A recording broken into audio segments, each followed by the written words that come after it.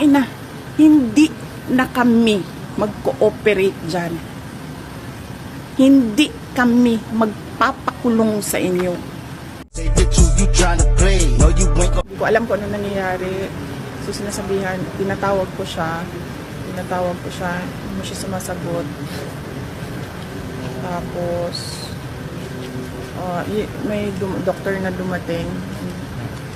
Parang doktor niya ata yan, or referral ng doktor niya, hindi ko alam. And then, kinausap ng mama ni Yusek Lopez, yung doktor, nag-usap sila.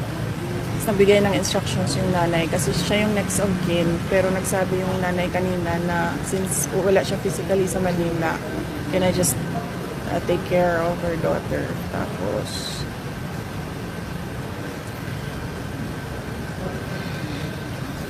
ano po sabi ng police? Nakausap niyo po yung PNP regarding po dito sa incident? wala pa. But we really plan to file cases. Walang tumulong sa amin kanina doon. We did not know if it was a heart attack. Hindi namin alam kung anong nangyayari sa kanya. And then, humingi lang kami ng tulong. Sabi ko, kahit sino na, doktor nyo, doktor namin, doktor na kung sino nandyan, ibigay nyo na sa amin. Wala talaga. Ma'am, sa St. Luke's po ba dapat dadali lang? Yun ang sabi ng next of kin. So, At yun ang sabi din ng lawyer. Masusunod yung next of kin. Matutuloy po ba yung pagpalipat sa correctional facility? Pagkatapos Hindi ko alam. Hindi ko na iniisip yan. Alam mo yung iniisip ko lang na baka mamatay siya and then kasalanan ko pa, namatay yung kasama ko sa Office of the Vice President kasi hinahabol ako ng hinahabol. So, hindi ko na maisip yung correction na.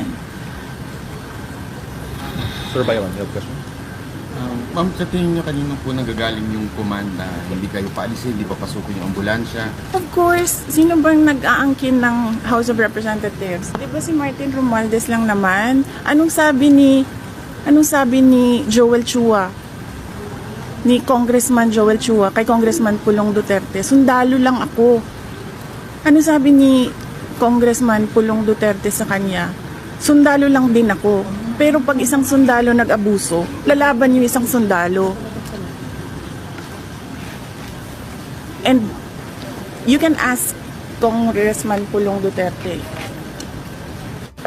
That's a direct quote sa sinabi sa kanya, Congressman Chua. Next question? And you know what? Kasi sinasabi ng doktor na parang isettle na lang namin yung charges. Kung ano man yung charges.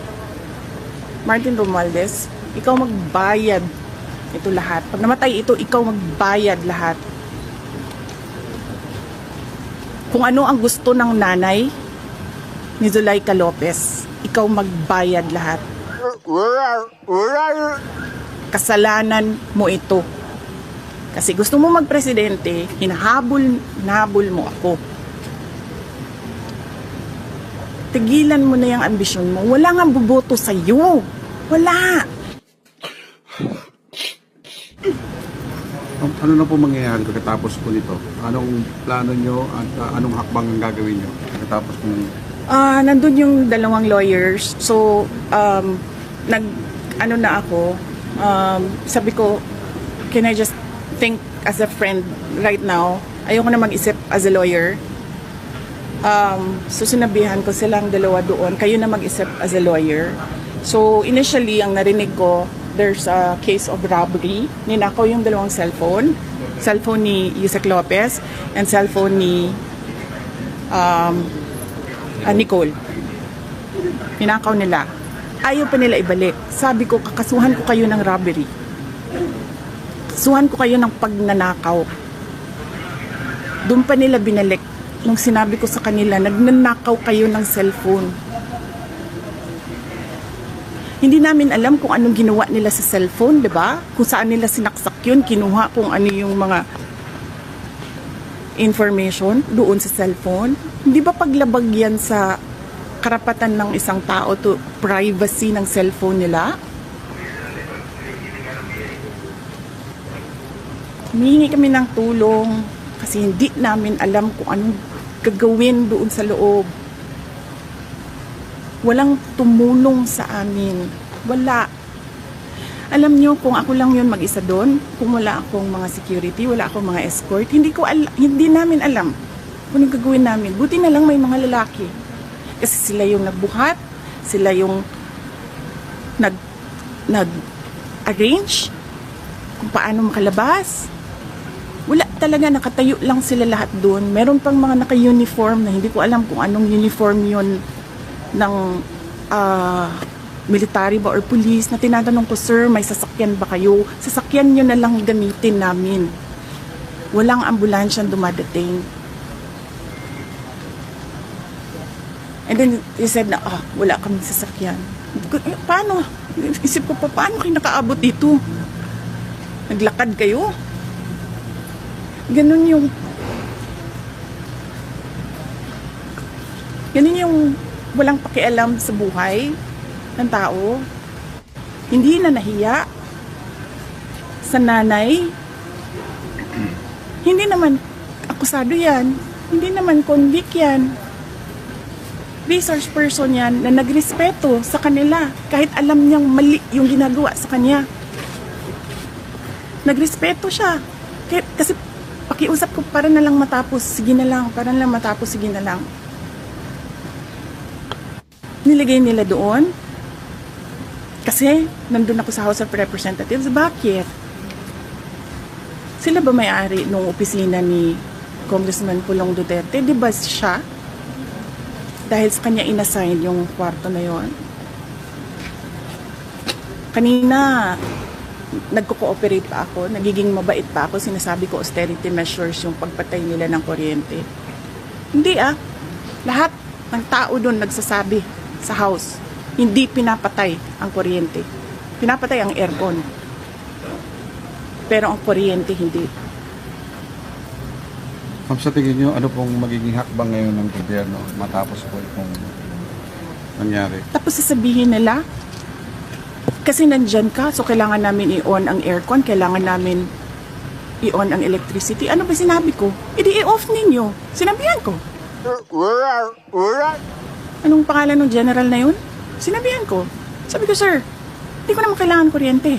Hindi ko kailangan ng aircon. Sa opisina ko, hindi ako nag-aircon. Ayaw ko ng aircon. And it turns out, nalaman ko, sira pala din talaga yung aircon sa opisina ni Kong Pulon. So wala talagang aircon dun.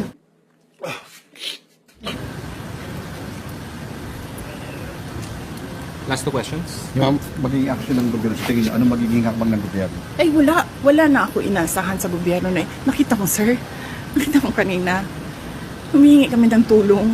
Walang tumutulong. Wala kayong maasahan sa gobyerno na ito. Wala kayong maasahan sa gobyerno na ito. Saan kayo nakahanap mag-promise ng 20 pesos rice? Na alam niyang hindi pwede. Huwag kayo umasa na magbabago ang buhay niyo, gaganda ang Pilipinas dahil sa gobyerno na ito. Ma'am, kanina matagal po na hindi kayo pinalabas, di ba? Ano ang nagkumbinsi sa kanila na payagan na po kayong madala dito? Di, nagsabi na ako kasi wala nga ambulance. Nag-request kami ng ambulance. Si doktora nag-request na ng ambulance. Nag-request kami ng nag-request. Nandun na yung ambulance. I don't know gano'ng katagal. How many hours yung ambulance doon? 3 na. 3 hours ang ambulance nasa gate. Wala pa naman nangyayari kanina eh. Walang nangyayari. Ang ginagawa lang niya, umiiyak siya, yes. Pero sinasabi lang namin na she feels she's not safe. She fears for her life. Hindi siya makiisip ng maayos. Tapos yun na nga, may nangyari na.